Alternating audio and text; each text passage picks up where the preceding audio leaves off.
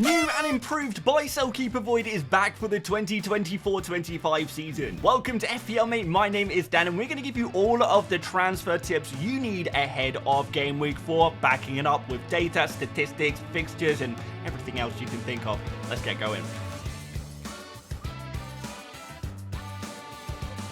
So today, first of all, we are going to have a look at the forwards that you may have already. So these are your keeps and your sells. So if you have these players, we're going to try and categorize them of what you should do with them in your front line. And by the way, guys, if you do enjoy this new format of Buy, Sell, Keep, Avoid, make sure you are dropping a like to let me know. Subscribe. And if there's any players we don't talk about today that you would like to hear more about, let me know in the comments. We'll give them an assignment. Are they a buy, a sell, a keep, or an avoid? Or maybe just a monitor. But anyway, looking at the forwards, our number one keep is Havertz. If you have Havertz in your team, you should keep him. And I know it sounds a little bit mad talking about selling Havertz to some of you, but this is all based on the most sold players in FPL. We've taken the data from the FPL website and looked at the most sold forwards in FPL right now. And Havertz is actually one of them because I think people see that Spurs fixture and assume it is a difficult one. As we saw last game week, it is not a difficult one. Spurs play a super aggressive attacking game of football. So whilst they are pretty likely to score in games, they're also very likely to concede in games as well.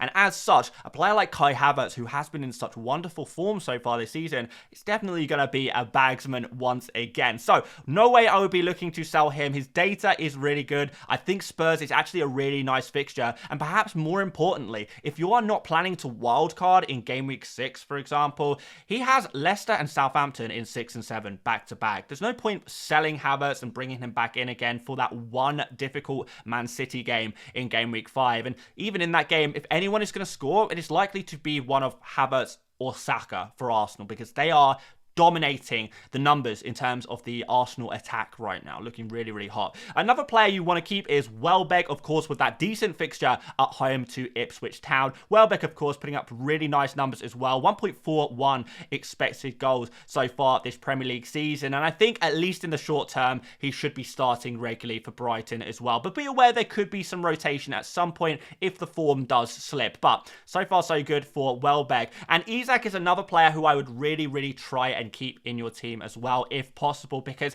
his data is much improved last game week. He finally got his opening goal, also got an assist in game week 1, 2 returns in 3 games. That is not too bad. It's not too bad at all. And also we've seen on international duty for Sweden, absolutely has come alive over the international break. So he's in really good form at international level. He's scored his first goal of the season for Newcastle as well. And now will hopefully kick on with a couple of pretty decent fixtures. Like Wolves is a decent fixture. Fulham, I think, can be a decent fixture as well. And if you're willing to hold him over the Man City game in game week 6, then Everton away in 7 is not too bad as well, potentially there. They've obviously conceded a lot of goals. So I would say that certainly Isak, if at all possible, you should be keeping him. Now, I'll put one caveat here, and I'll say this now. We'll probably talk about it a little bit later as well, but we'll say this now. Obviously, if you are on a wild card, then your priorities are going to be a little bit different. You're starting from fresh. So, you know, if you had Isak in your pre-wildcard team and you don't want him in your post-wildcard team, that is absolutely fine. Today, we are talking more about just making those general transfers in your team. Selling Isak as an individual move is not worth it as a free transfer, in my opinion, based on what we're seeing right now. The one exception to that is if you need to sell Isak in order to facilitate another move.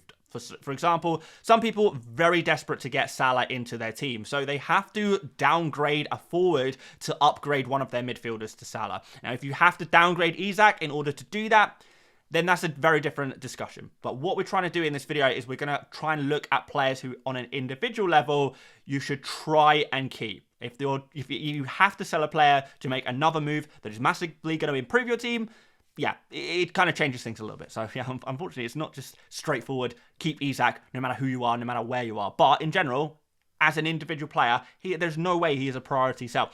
On the other hand, Watkins, I think, drops into the monitor situation because his form has just not been great at the moment. And even though the fixtures are good, and I think he can definitely improve, and he definitely will improve, the data is good as well. I don't know if I would be as desperate to keep him as I would be if I had Isak. If you need to downgrade Watkins in order to get a Salah into your team, I'd be more willing to sell Watkins. If you need to sell Watkins in order to upgrade to Haaland somehow, then yeah, I'd be more willing to do it on Watkins than I would with an Isak or a Havertz. Going down the list, Muniz, Wissa, Wood, all kind of players to kind of monitor. I think with Muniz, the fixtures are still good and the data is still good. With Wissa and Wood, we know that they've been performing so far this season, but they do play Man City and Liverpool, like individually. So for that reason, I don't think you have to keep them because it is a really tough fixture, but they're certainly not sells. Unlike Vardy, who I don't believe has taken a single shot since Game Week 1. Yeah, Game Week 2 and 3, 0 shots. And I don't think he's made any key passes during that time either. So it's not looking too good for him over the last couple of game weeks. And I don't think that his run of fixtures is that good either. Crystal Palace away, I don't think is amazing. Everton's decent. Arsenal away after that. But remember, Edouard can play from game week 5. He is kind of he's tied. Crystal Palace is Edouard's parent club. So Edouard can't play in game week 4, but he can play in 5. And that's maybe where you would want Vardy. And is Vardy going to play every game at 37 years old? I don't know.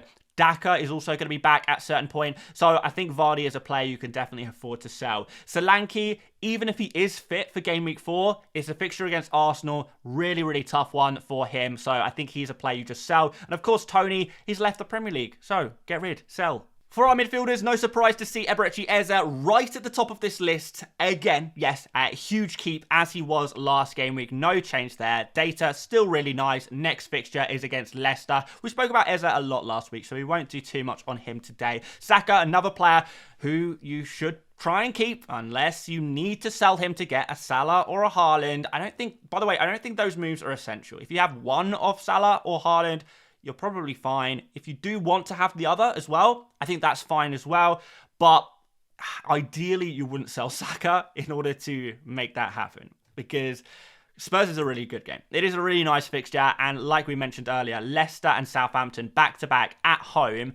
You need to have Saka for these fixtures. You really, really do. I can't imagine a world where I don't own Saka and maybe even Havertz as well for game week 6 and 7. So as long as there's no wild card business going on during this period, I think you just hold Saka through the next 2 game weeks in order to get 6 and 7 out of him. Diogo Jota is probably a keep as well with these good fixtures. Wasn't as involved in game week 3. That was a tactical decision by Arne Slot, by the way, guys, because Arne Slot wanted to really capitalise on the weakness in the wide areas against Manchester United. So that's the reason why Jota wasn't as involved in that game. But game by game, there's going to be different tactical decisions. And as we saw in game week 1 and 2, Jota actually putting up better numbers than Salah, really. So I don't know if that's going to continue long term, but certainly if Jota is the focal point in this next game against Nottingham Forest and against Bournemouth, then he is going to, be far more likely to get goals and assists like he did in game weeks 1 and 2. Cole Palmer is probably one to monitor. I think these fixtures are a little overrated. I know they all show up as green on the FPL website, but certainly Bournemouth, Brighton and Nottingham Forest, they are all capable defences. These are not terrible defences of the Premier League. And Palmer has overperformed his numbers. I was also a little bit concerned to see him not too involved in the first half of last game week for Chelsea. He's kind of playing a little bit deeper. Not really sure how I felt about that one. Obviously, brilliant football player, but is he worth 10.5 when we're looking at Salah's and we're looking at Haaland's? I'd be more inclined to keep Saka than I would Palmer, for example. Bruno, another player to monitor with Southampton up next. I don't think Bruno is an automatic sell. Smith Rowe, still a player you can probably hold on to after, one game week. If you owned him for one game week, he's fine to keep. West Ham at home next, although the data isn't amazing for Smith Rowe. But Gordon, almost 2 million more expensive than Smith Rowe, and he costs 7.4 million. He's only taken 2 shots so far this season. So although his creative numbers are good, I'm a little bit worried that he's not really looking that likely to score, even though he has scored. He scored 1 goal from 2 shots. Is that sustainable? I don't know if it is. In terms of those sells, Foden, Ødegaard, not good value for money, Erdegaard. Foden, rotation risk at the moment. He's still got that illness. And then Nkunku, just a huge rotation risk. So let's move on to defenders. So this is our final page, but before we start looking at the kind of players you might want to buy or maybe even avoid. So defenders, in terms of keeps, Trent. Yeah, you got to keep Trent. He is looking like the hottest property in those defenders of the Premier League right now. 7 million is a good price for him. He's taking shots. He had that goal disallowed in game week 3 as well. If he had that, no one would be talking about selling Trent no matter what. But it's the creative numbers that are so impressive. 7 key passes, 3 big chances created. He's got 1.54 expected assists so far this season. He is so due an assist. He is so unlucky he has not found his way to the assist points yet. It is so coming. We are on the edge of a Trent attacking return. We really, really are. So no way I'd be selling him. Gavardio, another player who has been unfortunate not to get any returns. Really nice attacking data in game week 3, actually. Seems to be improving on that. Far more attacking. And also Man City, really unlucky not to keep clean sheets in the last 2 game weeks. Saliba is a player I would tentatively keep.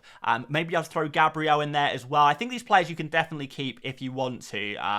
Arsenal can keep a clean sheet against anyone. They've proven that time and time again. 2 clean sheets last season against Man City. And did they keep clean sheets against Spurs last season as well? Maybe 1. I can't quite remember that one. But then, of course, we've got Leicester and Southampton. So I don't think Saliba or Gabriel is a priority sell. Of course, Saliba's attacking data is non-existent. We know that. And that's why a lot of the top managers do go for Gabriel for the attacking potential there. But both of these players, I don't think are players you have to sell at all. I wouldn't be giving up on these guys quite yet. You probably have other areas of your team to prioritize using those transfers on. Pedro Porro, you can kind of monitor. As we know, Spurs are just not very good defensively. However, Pedro Porro's attacking data is great. You know, he's creating a lot. He is taking a insane amount of shots for a defender. Not always from great positions, but shots regardless. Burn is also a player to monitor with a decent fixture against Wolves coming up next. Anderson of Fulham, I don't think he's an automatic sell either. West Ham is the next fixture at home. Could potentially get something there. And Mikalenko, maybe one to monitor as well as we await Branthwaite. Branthwaite expected back in around a month's time, so 3 game weeks maybe, before we see Branthwaite back in an Everton shirt. And that might really improve Everton. So Mikalenko, maybe a player more to leave on your bench than to sell. Hall is a big rotation risk, but you could maybe keep him, but it's probably time to give up on him. Van de Ven, difficult fixture against Arsenal. I can't really see where the clean sheets are going to come from for Van de Ven, and his attacking data is not good enough to suggest that he is going to regularly get assists. You know, 1 assist from 1 key pass. That's so far this season. 0 shots. This is not sustainable.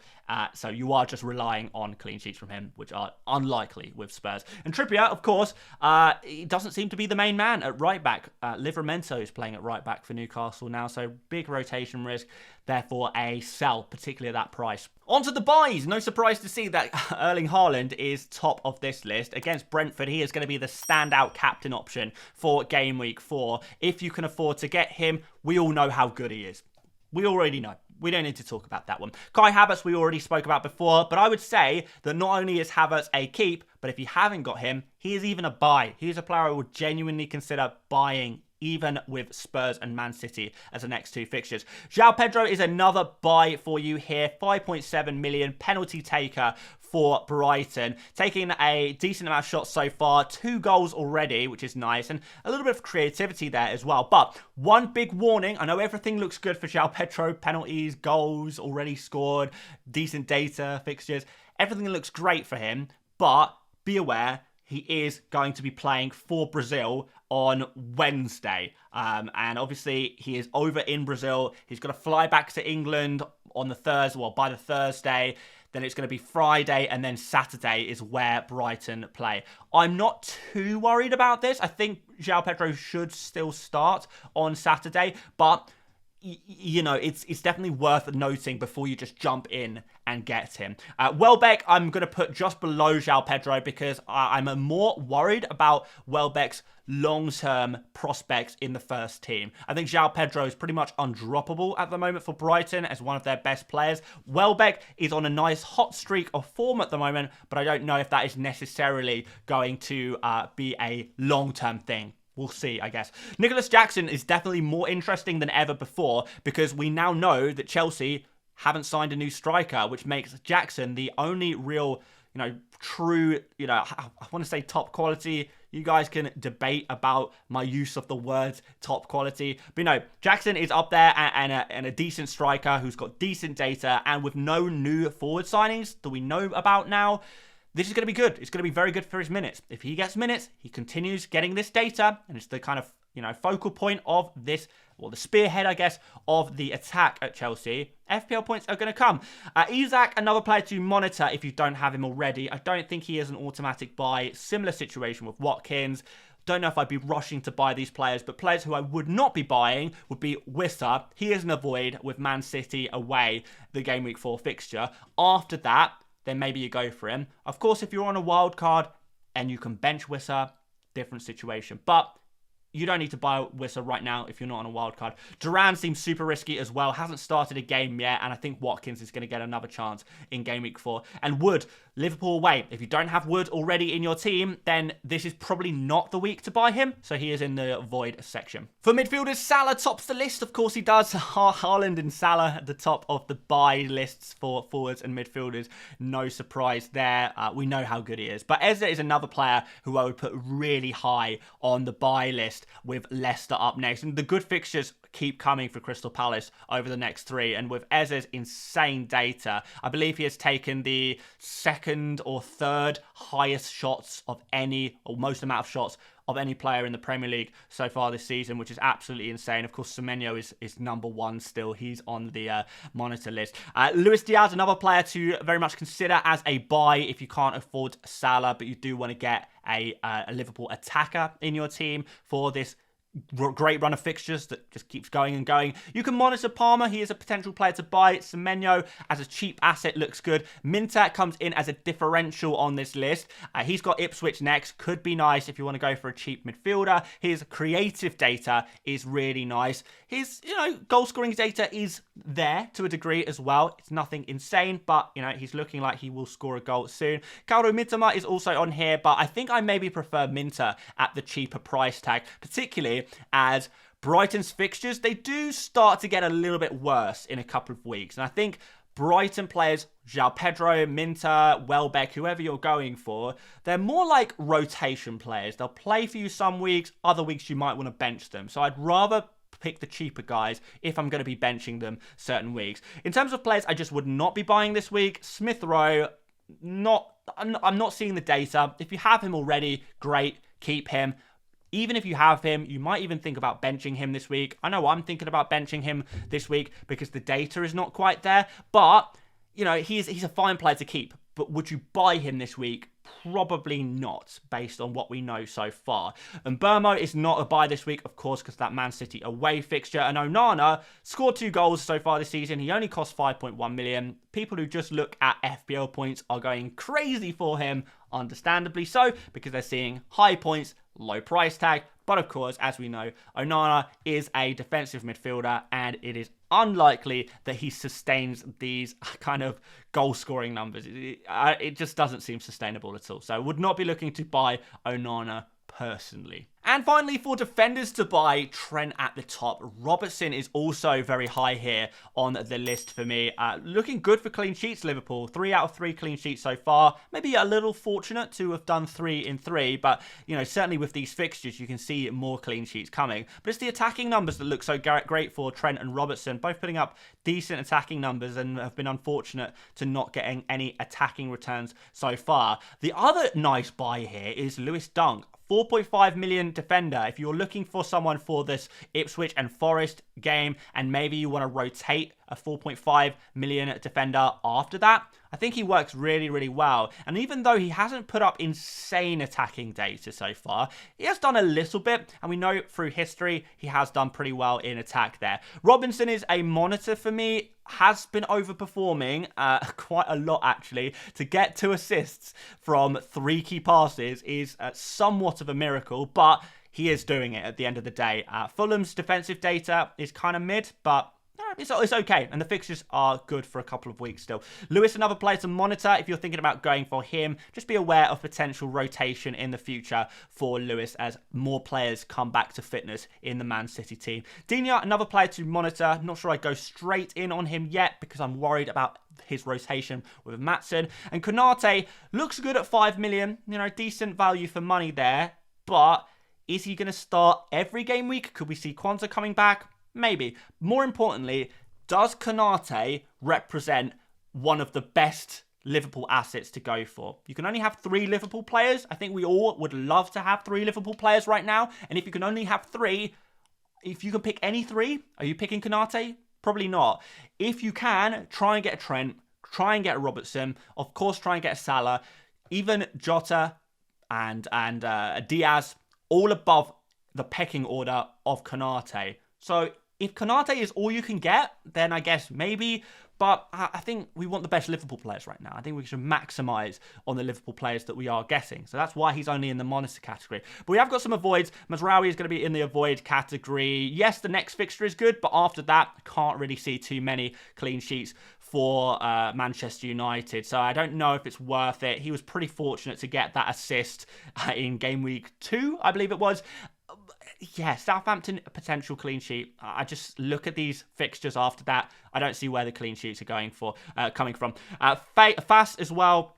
I'm not sure he's worth the 4.1. I think I'd rather just get a 4 million defender. There is many other options. Greaves and Mosquera look like the best 4 million defenders to go for right now. And just because Fast has scored so far this season, I don't think that means that he is necessarily going to score too many goals going forward. Similar situation with Keane. Yes, he scored in game week 3. Is that going to happen every week? No. And look how bad Everton's defence is. And the big thing about Keane is that Everton's defence is so bad because Branthwaite is not playing. As soon as Branthwaite comes back, Keane is not going to be playing anymore. So for that reason, he is also in the avoid category for those defenders. But that is going to be all of the players we speak about today. If we missed anyone out that you want to talk about, let me know in the comments, particularly if there's any goalkeepers you want to know about as well. We can talk about them as well in the comments section. But yeah, hopefully you like this new format. We're going to keep it going. If there's any suggested changes, do let me know. But make sure you like and subscribe before you disappear, and I will see you on the next video. See you later, mates.